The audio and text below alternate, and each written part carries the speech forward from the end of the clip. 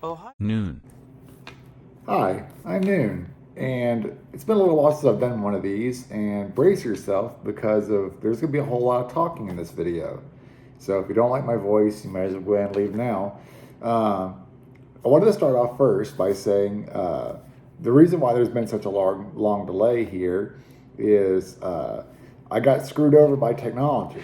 I filmed a 48-minute long video about the Chinese liquor baijiu, who depends on who you ask.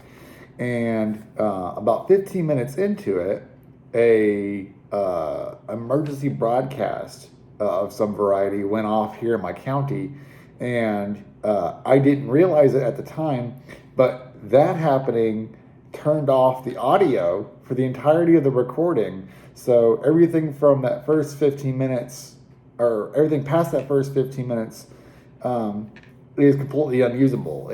You can see everything I'm doing, and it's a silent film, and I was so frustrated I just didn't want to deal with shooting the whole thing all over again because of unlike today, I didn't bring notes with me for that video. I was going completely off memory, and I'm like, I really don't want to have to go and do all this over again. So I needed a break, and today I'm doing something a little different.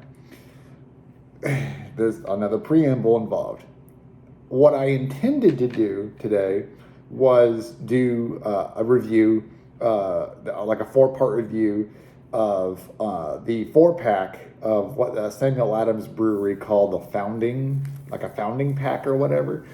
And it seemed like an interesting idea. It was four beers that all have historical recipes tied to one of the founding fathers, which is really cool. It was being done for the 250th birthday of the United States, and I thought that'd be a great way to release a video for the 4th, and it's a great way for me to kill 4 beers. So that didn't come to fruition because of technology. Once again, let me fix my collar here. Or not. Fuck it. It was a limited release run. It was only being sold through one website. And I had completely forgot that it was happening until I saw a news article that said, it sold out in 1 hour on the first day. I was like, oh yeah, they are doing that. So I waited. It had a specific release every day, released at the exact same time, and it was Eastern time. And me being in a different time zone, I had to do the math and all that. To my shock, it seemed like it would always be sold out. So I got to the point where I was waiting at work, looking at my phone for the exact minute that the restock would drop. The restock would drop. I would try to add it to my cart, and the limit was two per person per day. Well, regardless of whatever the limit said, you couldn't buy it, or at least I couldn't. No matter how fast I was hitting the thing on my phone, and even preloading my credit card information and shipping information on the website, I simply could not get it to show up in the cart. It would always say it was sold out immediately. So I tried that for, I want to say 4 or 5 days in a row, and no joy. It just did not work at all. Well, come to find out, again, it's a limited release thing. I get that. It's only being sold through one website. I get that. A lot of people really wanted it. I get that. So it's possible that everybody's just faster than me. I'm not Speedy Gonzalez over here. So that's possible. But I found a local listing on a website for my area where somebody is selling multiple copies of this 4-pack. And they're selling it for about $200. Now, it's I'm sorry, they're selling it for $100 a piece, and I talked to the guy briefly, and he was like, "Oh, I'll cut you a deal on like 3 of them for $200." I was like, "What are you doing?" But for context, the beers were being sold for $17.76. Woohoo!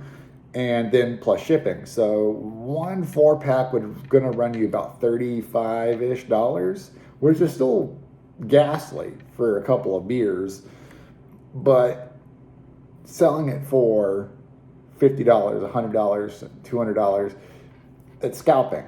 And he had he in the process of talking with this guy, he had something like 15 of these packs. I can only assume that he had designed or purchased or whatever some scripter that would automatically refresh the page and just buy whenever, as soon as it dropped. And he probably wasn't the only one, considering how fast these were selling out. And I think that scalping and using bot scripts and stuff like that is just plain un-American. This was a product that was designed to kind of be, shared about, and did not come to be. So, in addition to that, it's going to tie into my next topic, which is treason. And namely, I'll be participating in some treason by having a British beer on account of not being able to get Samuel Adams. And this is going to be a longer video. And since we're going to talk about some other stuff too. This is a pint glass, and it was frosted, but it's not quite as smoky looking right now. If you're going to buy a pint glass, this is just a random aside. Make sure you buy one that is a British pint glass. That's a 20 fluid ounce instead of a 16 fluid ounce. The reason I say that is it'll work for any beer that's sold as a pint. This one is not. This one's only 15 ounces, but it's good to have one glass that can do both. And there's a whole bunch of math. The British changed what a gallon was to mean 10 pounds of water or whatever after the revolution. So in the United States didn't follow suit. So their pints are bigger than ours. So somebody's like, oh, you want to have a pint? You should probably specify British or American, because if you put it, you could put an American pint in a British pint glass, but you can't do the opposite. So it's just good to know. It's good to just have one that does both. This is Theakston Old Peculier, and if you're, and yes, I did pre-crack this can because I didn't want to fuck around with it with these gloves on, trying to dig my finger underneath it. So that's why it's bendy. But you'll notice that Peculier is spelled in a peculiar fashion. It's because of Peculier spelled that way. Apparently, I had to look this up. Apparently means a church that is outside of the authority or domain of a particular diocese. So it'd be like a rural church out in the middle of fucking nowhere would be a Peculier. And in the traditional European fashion, beers a lot of the time were being produced by churches. So let me pour this thing. Again, these gloves, these they look pretty cool on camera, I guess, considering it matches the mask and all, but sometimes I wonder if I made an error. And I'm pouring this, I know I'm pouring it off camera, but I gotta keep it balanced on the table here.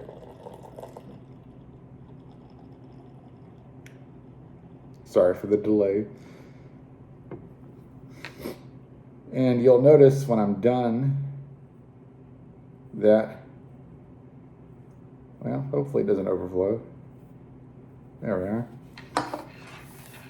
You'll notice that it has head on it. A lot of, if it was meant to be drank, a beer, if a beer is meant to be drank without head on it, you'd be better off just drinking it from the can, because of that way it keeps it from doing that. Putting some head on it like that, it moves the components, the esters and the flavor compounds and the aromas around.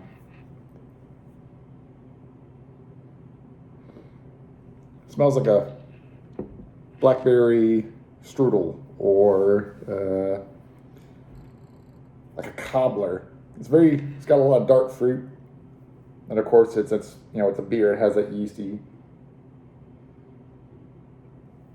Yeah, it smells like a good blackberry cobbler. I'm going to enjoy this one, I think. So, treason. the British beer and bot scripting and AI and all this other stuff.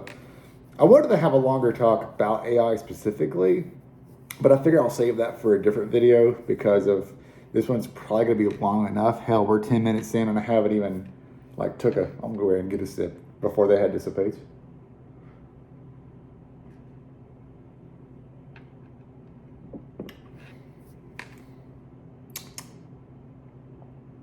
That is awesome. I have to remember this one. Here's the can again if you're ever curious. It tastes like a blueberry cobbler too. And it's an old school British beer, it calls itself an ale, like a dark ale, I guess. I'm not a huge beer genre guy, so some of those finer points of what differentiates ales and lagers and stuff sometimes just completely eludes me. But I do say that, again, an act of rebellion. I think that the British make better beer than the Germans, and that's going to piss somebody off, but British dark beer is just top notch.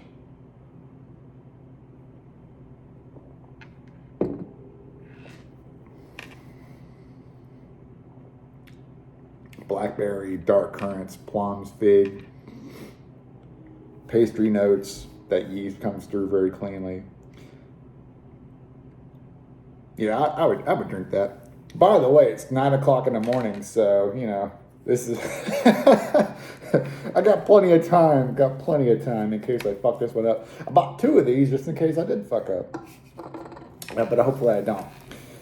So I know I'm going to be uploading this or scheduling the upload hopefully for the 4th. So this will be a video that will be up and very few people will see right away, and hopefully my subscribers will see it afterwards.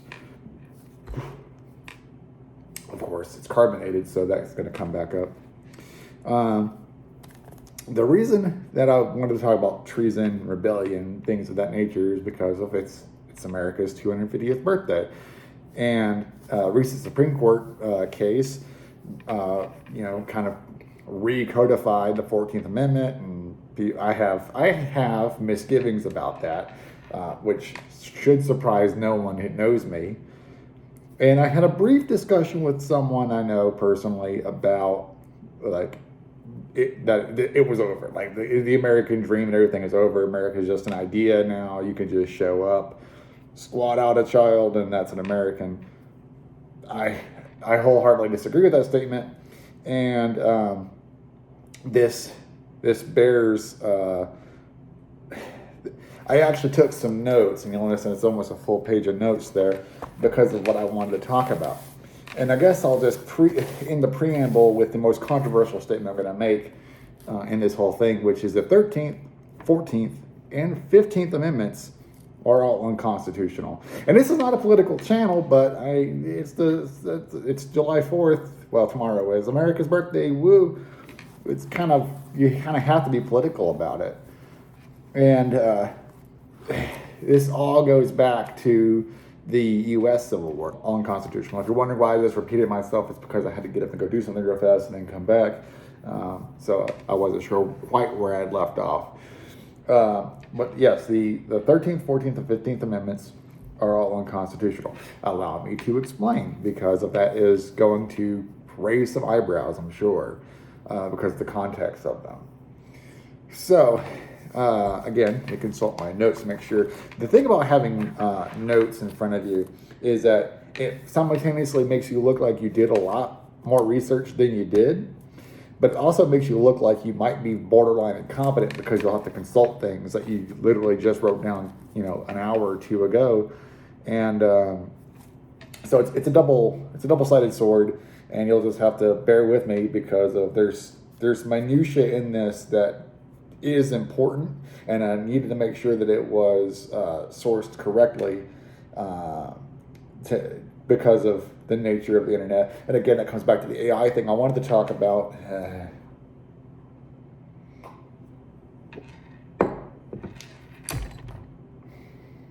It has a cherry note now that it's kind of sat and settled down a little bit. There's like a dark cherry. very juicy. I like it. So, as everybody knows, 13th, 14th, 15th Amendments all came about right after the U.S. Civil War. I said everybody, but that's not necessarily true. In any case, they came about right after the end of the United States Civil War. The Civil War, contrary to popular belief, was actually not about slavery. It was about states' rights, primarily the states' rights states' right to secede, which had always kind of just been an accepted thing, that the United States as a country kind of seceded from the United Kingdom, the British Empire. And so it was kind of inbuilt into the mindset that if you disagree with somebody extremely enough, you can just leave. And the reason you can tell, or you'll know that it's not about slavery and was in fact about secession, is that 4 of the Union states, the border states of Delaware, Kentucky, Missouri, and Maryland, they all joined the Union while maintaining slaveholding.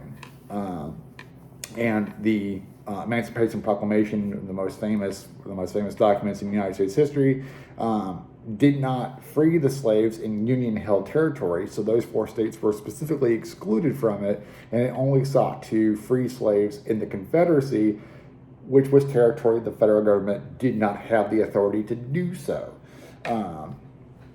So that's an interesting thing. The entire principle of Abraham Lincoln's stance during the United States Civil War was that the secession of the southern states was illegal. They weren't allowed to do so, and he refused to recognize it. That's something to bear in mind moving forwards into the other stuff. The Lincoln and the Republicans that were in the remaining members of Congress, they argued specifically that the South could not secede and therefore was still bound by the laws of the United States. So that's going to be important. His vice president was a man named Johnson. And that's also going to be important because, as anybody who's familiar with U.S. history knows, when Lincoln is your president, he doesn't typically last very long, and Johnson becomes the president afterwards.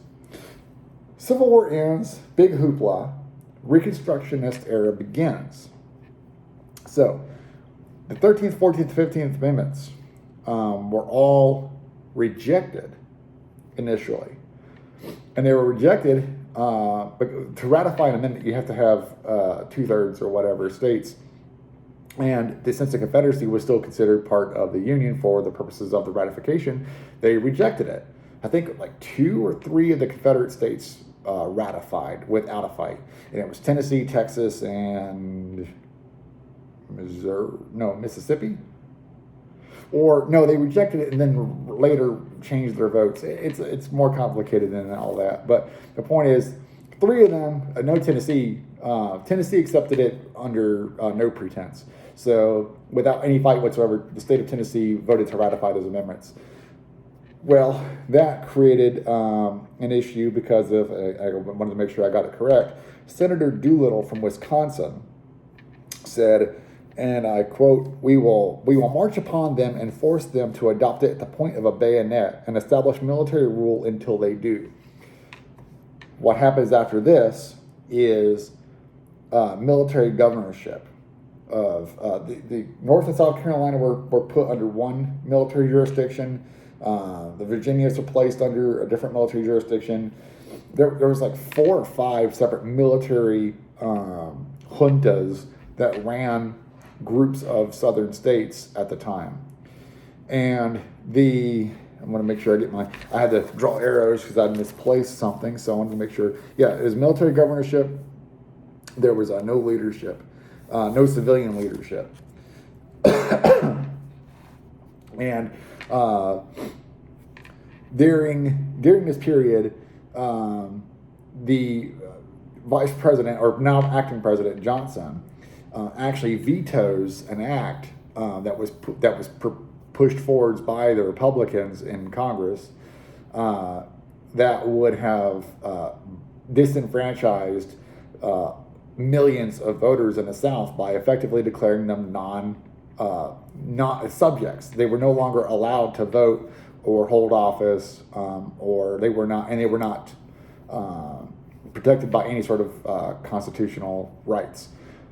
Johnson rejected this and said that it would make 9 million men who were otherwise, 9 million men, many of whom were completely blameless in the Civil War, basically persona non grata in their own country, and this would just lead to more problems. And again, if you're familiar with the United States history around this time period, Abraham Lincoln had people arrested for criticizing him. So Johnson was already on the side of tyrannical government, and even he thought this was a step too far and was a bad move. The Republicans overrode his veto and forced it through anyway.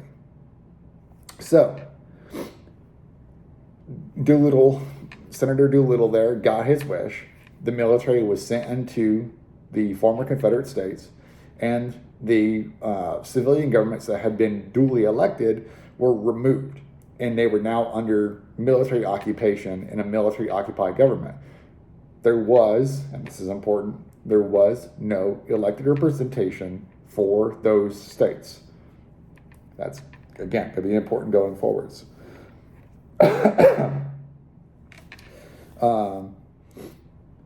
It got so bad that after that vote was over, the veto was overrode by the Congress. A man by the name of is it McCardle? Yes, McCardle.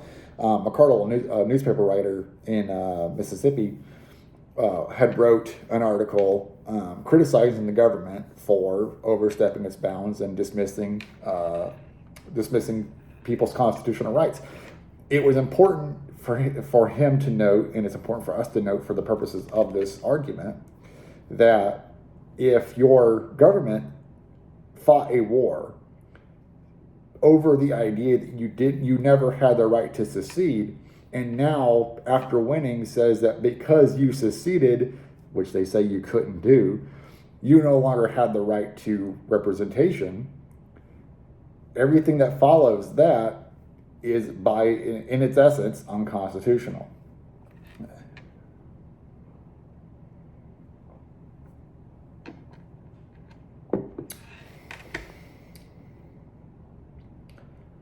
There's a light chocolatey note in that, very light, and I think it's just from whatever barley they may be using. I love a good beer where I don't get that weird hops thing. I know a lot of people are I hate IPAs. I hate them. I hate all of them. It's just a fact of how I am. So McCardle was arrested for criticizing the United States government, and he filed. He was arrested in 1868, late 1867. In 1867, and I'm not looking at my notes for this one, so this should impress somebody. In early 1867, February, I believe, they had just passed the Habeas Corpus Act of 1867, which gave American civilians the right to petition the Supreme Court to step in on their behalf, and to solve these grievances with governments. So he gets arrested. He files a writ of habeas corpus with the Supreme Court, and he does so in November of 1867. March 2nd, I believe, the Supreme Court begins to hear McCardle, yes. Almost keep saying McCardle. McCardle, and it was called Ex parte McCardle. So from the 2nd to the 9th, the Supreme Court is hearing this out, and as the Supreme Court often does, they start to have their arguments. March 27th of 1868, so literally like 20 days after the Supreme Court started to have its deliberations on this, Congress passed a law stating that they were repealing the Habeas Corpus Act of 1867 and therefore removing the Supreme Court's authority over the matter. Well, fast forward to 1869, the Supreme Court ruled, yeah, they passed a law, so we no longer have authority over this. And it's important to bear that in mind, because the Supreme Court's rulings the other day are in effect just justifying the existence of that decision. It never should have come to pass. When your law of the land is being dictated to you when there is no law in the land, it stands to reason that this should never have come to pass. The legislatures of the Confederate States no longer existed. Their ratifications of 13th, 14th, and 15th Amendments were done by military tribunals that held authority over the states on the grounds of the secession was a legal secession. And then the war was fought and they were retaken. So the Republicans had to completely 180 for their reasons for the war. That's why everybody now says the war was fought for slavery, because to say it was fought for secession would invalidate 13th, 14th, 15th Amendment, and would invalidate many laws that followed after that. And they would have to go back and redo 175 years worth of legal scripture because they fucked up. So they have to tell you that it's about slavery, even though the four border states I mentioned earlier, Delaware, Kentucky, Maryland, and Missouri at that time. I'll remember all four eventually. I always remember two of the three, two of the four, and they were permitted to keep slaves for another, I want to say 8 years, maybe not that long, maybe 5 years after the war ended. They were permitted to maintain slavery and slowly emancipate in like waves, as opposed to all the other states being forced to just purge it. And now you have a million people there who can't read, can't write, and now they're given the same voting rights and such as you. And obviously that caused a massive shitstorm. And as for Doolittles, we'll march upon them with bayonets and force them to accept it. Boy, I hope that sure didn't get echoed again in less than 100 years when the 101st Airborne decided to march around with their rifles. But yes, and the ratification of the 14th Amendment specifically was written into membership. So for any of the states that were part of the Confederacy to be readmitted into the Union, that they were told they were never allowed to actually have left, to be readmitted, you have to ratify the 14th Amendment. And even being told that, 8 of them said no. They just flat out would not ratify the 14th Amendment, and they would not rejoin the Union at that point. That's where the military juntas came in and said, the civilian vote no longer matters. So the military that was part of the Union voted in favor of the Union to readmit the Confederate states back into the Union. I don't even have to explain why that's illegal. If you're a constitutionalist and you believe that if you acknowledge that secession was the reason for it, then it's different. But the Republican argument was that secession wasn't the reason, because the secession wasn't permitted.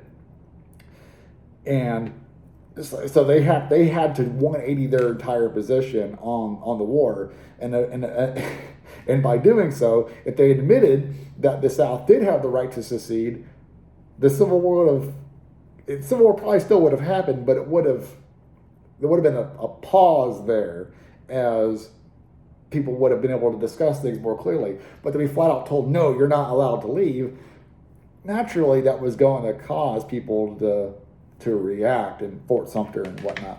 Ohio and New Jersey actually attempted to, they rescinded their ratification of the 14th Amendment because the legislatures of Ohio and New Jersey saw what was happening to the Confederate states and said, this is not right. So they attempted to rescind the ratification of the 14th Amendment to kind of stick it to the Republicans in the Congress. They were told you're not allowed to do that, and their attempts to rescind were denied. So what we end up with now is we have an entirely fraudulent setup of amendments that were never actually ratified being enforced as if they had been. And I had a brief discussion with a guy on Twitter, X, where he said, well, even if we acknowledge that the ratification was illegitimate, it's been effectively the law for 160 years, so there's no point doing anything about it now. I said, well, if we pretended it was the law long enough that we can acknowledge that we were always pretending it was a law, perhaps we should just acknowledge that it was never the law. And that would invalidate the Supreme Court rulings, and it would validate many other things. But the country ran just fine until, I don't have to say it. You know what I'm thinking. You're watching me, so I know what you're thinking too.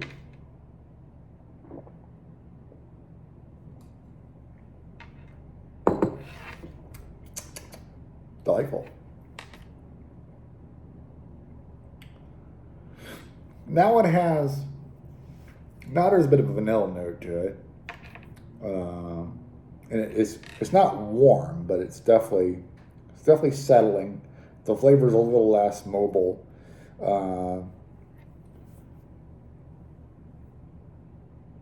I wonder. I mean, I know this is like it's carbonated. I wonder how this would perform if it was a nitro, like the Guinness Draft nitros. If you're wondering what the difference is, carbonation bubbles are larger than nitro bubbles, and they move the nitro bubbles are a little bit smaller, so there's less space taken up by them, so it creates less volume when it starts to be aerated, and it also provides less space for those flavor compounds and esters and various other things to be trapped in between them. Does that make sense? And because nitro bubbles are a little bit more active, they typically get out of the way faster. The problem with that is it also gets flat faster. And this is not exactly a beer that I think would lend itself well to just sitting for a long time. But trying to chug it would probably just make you ill. And again, this was a 14.9 fluid ounce beer, and when I poured it into my glass, I made sure that when the foam was finished, it had reached up to the very, very top. Another reason why having a 20-ounce glass is the correct choice.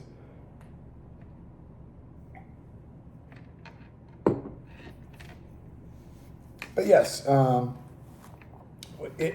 that's all the notes I have on that. And if you want to discuss that further with me at some point, if you're watching this, you most likely know how to contact me, and we could discuss it further. I'm not interested in debates or whatever. It's just the finer points of this or the ramifications thereof. And I wanted to point out that for all the people who were, because it kind of goes both ways, for all the people who are saying America was killed, just a few days before its 250th birthday. America as a country died in 1867. The proof is in the pudding. You just weren't taught about it. And you have to go back and read Reconstructionalist text, and you actually read the shit from the people who were there at the time, and focus a lot on the people who were burned from the archives because what they said was illegal. That's right, because of as McCardle here proved, simply criticizing the policies of the federal government at the time was grounds for criminal conviction by a military tribunal. He wasn't given a civilian trial. He was convicted by a military tribunal in his own country. And if that doesn't mean America is dead at that point, then I don't know what would possibly give you any other inclinations to believe so. So I still got like half a beer left, and it only took 40 minutes. Less than that because I got to cut a couple of minutes out. You don't want to go ahead and talk about AI?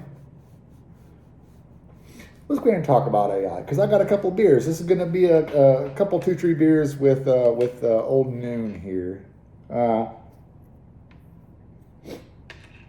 have to grab the other one too. I set it so far away.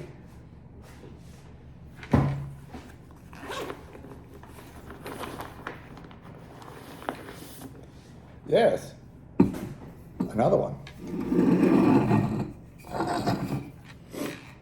I don't even know if I'll get through the other one, but we'll see what happens. AI. Everybody loves it. Everybody hates it. Everybody has an opinion on it. This is gonna be an obnoxious fucking episode because it's got me preaching politics and drinking beer and belching, dressed up like a fucking clown, and it's still early yet. It's be a long fucking day. In any case, AI. So I understand a lot of people like, and I should have took notes on this, but I didn't really think that I was going to be touching on it too much. A lot of people's main contention with AI is that it eliminates the human components from art. And I do agree with that in many senses. Namely that you can always tell when art is AI generated. Regardless of what it's supposed to be based on, there's going to be some manner of tell. A lot of people used to do the finger counting thing, but there's other things too. There's just, I don't know. It doesn't seem like everybody is capable of doing it, but it just seems like AI in general seems to have a lack of soul. And it's a strange statement to make about usually a 2-dimensional image. But for me, it seems like it's always, I don't know, there's a distinct lack of something. There's just something about it that just is missing. That is just, I don't even know how to define it. It's one of those things where you know it when you see it, or you don't. Because some people just flat out cannot tell the difference, and I wonder if those people can rotate an apple in their head. But the creativity thing is double-sided. For me personally, I have no artistic talent whatsoever. I cannot draw. I write a few things, and I don't like any of it. Some people do. I disagree with them. And then there's other people who I know they have artistic talent. There's one person I know for a fact who will watch this video, and I know she specifically has a great deal of artistic talent, but she uses AI a lot. And she uses the AI as sort of a shortcut to make things a little easier for her, like her project. And she keeps her real art separate from her project.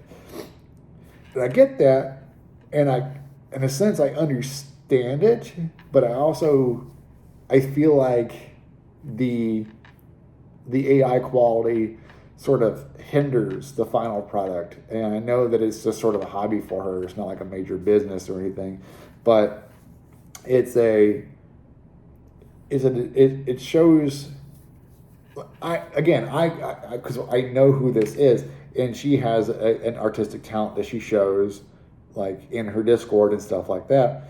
But for people who don't see that, they only see the AI thumbnails on her videos and on her shorts. Then they interpret that as she doesn't have talent, she's taking shortcuts, and it sends off the wrong message.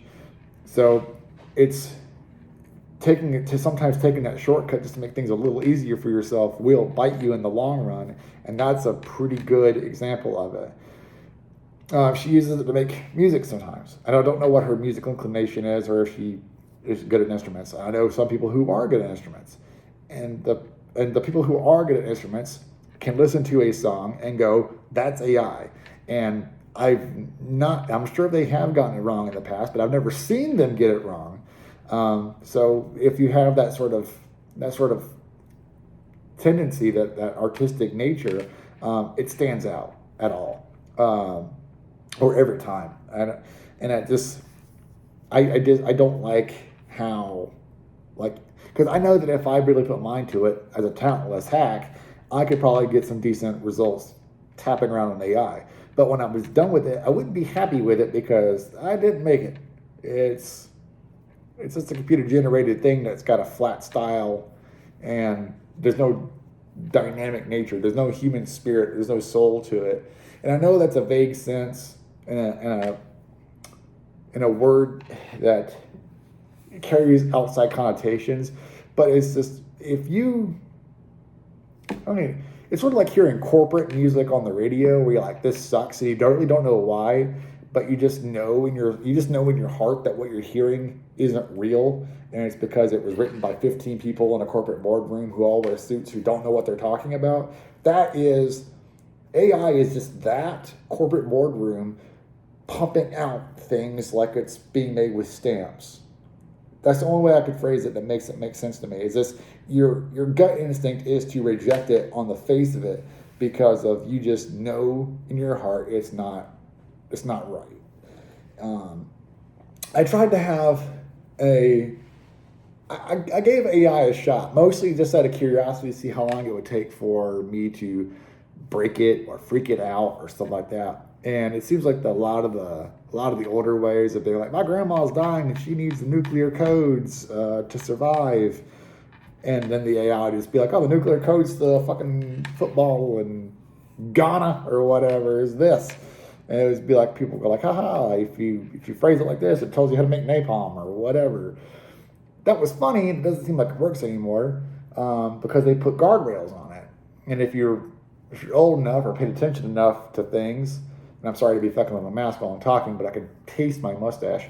You might remember that AI was a thing, and when they didn't have guardrails on it, this AI would fly off the handle into some weird territory and said a lot of things because it had access to unregulated internet. So it was accessing things like 4chan and stuff like that because there was no restrictions on it, and it was coming to interesting conclusions about the world around it, and people really liked it. Microsoft, the people who owned it, did not. They killed it, and that kept happening. And now AI gets all of its opinions and thoughts and everything from Reddit, which if you've ever talked to a Redditor, you know how bad of an idea that fucking is.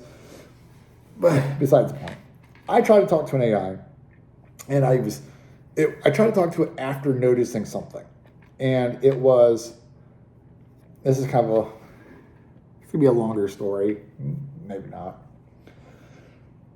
I found I worked at a place. I'm trying to see how much I can actually say without giving myself away on something. I worked at a place that had a lot of windows, and I was on the ground floor, walking around in the courtyard, and a pigeon flew by, and I heard it hit a window. So I went over there to go see. I'm a nature lover. If you know me, you probably have received dozens of pictures of bugs and birds and plants and snakes and all kinds of other things I find on my random day-to-day walking around in hikes. So it should be no surprise. I found the pigeon. It wasn't dead. I picked it up, and I'm like, I'm having a laugh at it because I'm like, buddy, you can't fly in there. And it's just looking at me, and I'm like, okay, well, it's not dead. It's obviously stunned. And I realize I'm talking to a bird. And this is going to be referencing something that Terry Davis said years ago before he died, which was, he was like, the bird can look at a computer and watch you code something, but it'll never understand what it's seeing. And that occurred to me while I was trying to explain to a pigeon that even if it got inside, it wouldn't know what it was doing, and it wouldn't be able to find its way back out. But to the pigeon, the window isn't even there. So I let it go, and I'm laughing at the fact that I tried to explain to this inferior animal that it would never be able to fly through that window, and even if it did, it would immensely regret it. And as I'm chuckling, in my superior way that I'm so much smarter than this dumb bird, I proceed to trip over my own feet. There's a lesson in hubris there, but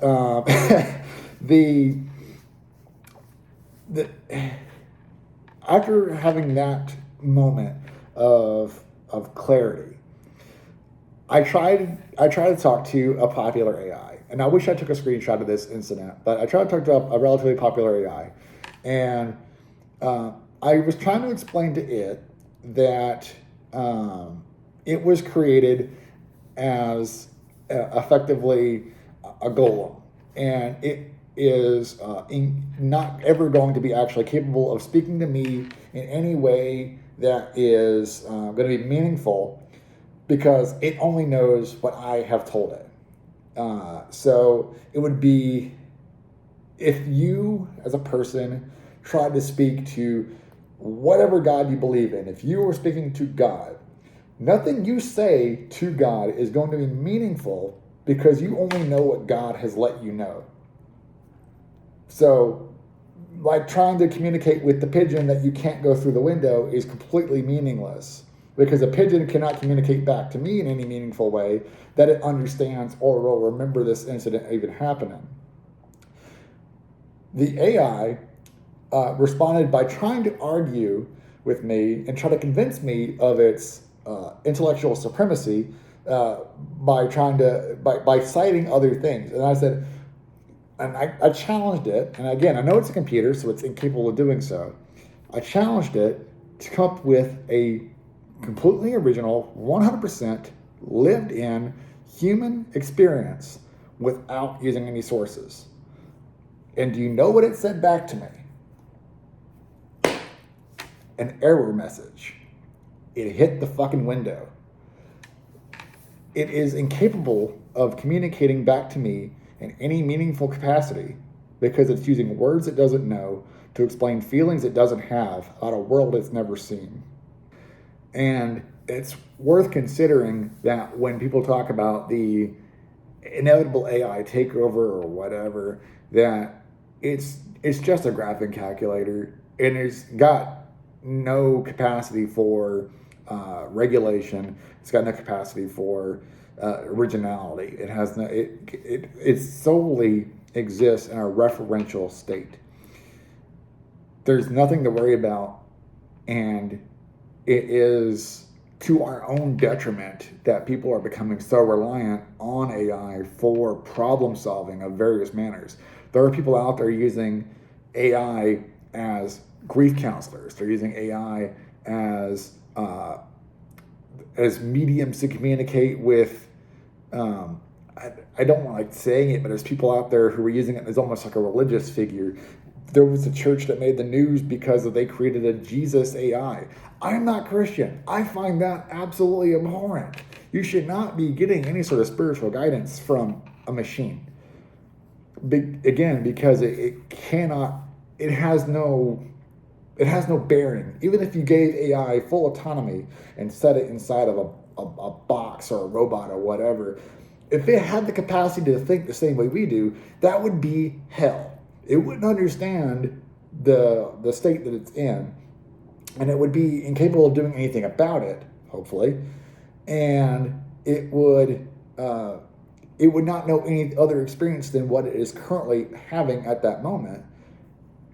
And I can't help but think, from a personal standpoint where we tend to personify things, that would be as close to hell as one could get, if experiencing the world in such a way. I seem like I'm rambling right now, but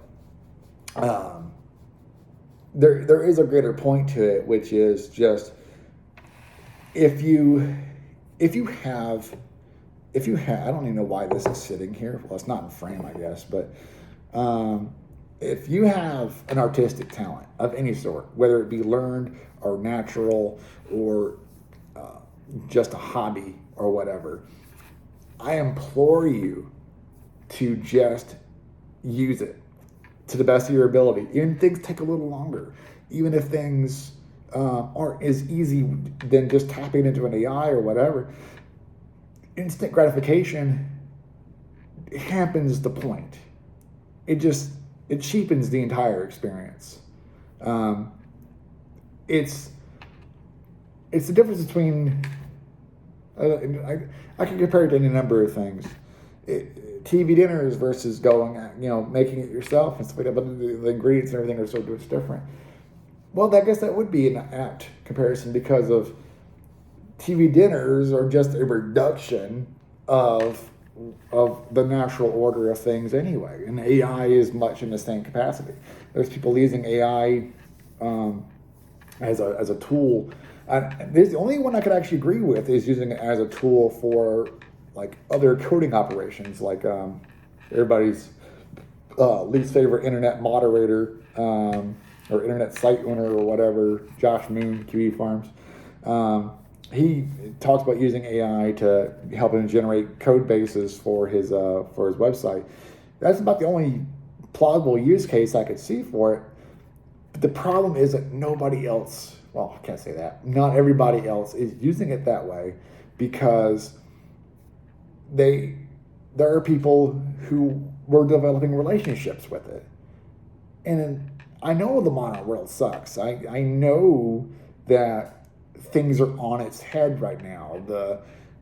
I'm a guy that exists. I don't have a significant other. If I did, I probably wouldn't be doing this. Who wants to do fucking beer reviews at 9 o'clock in the morning? But it's not. No matter how hard it gets, I don't want to ever find solace or happiness or whatever in a fucking computer algorithm. That just, I'm gonna need another beer and I'm gonna have to end this video, otherwise I'll end up carrying on for another 30 fucking minutes. Thanks for coming out.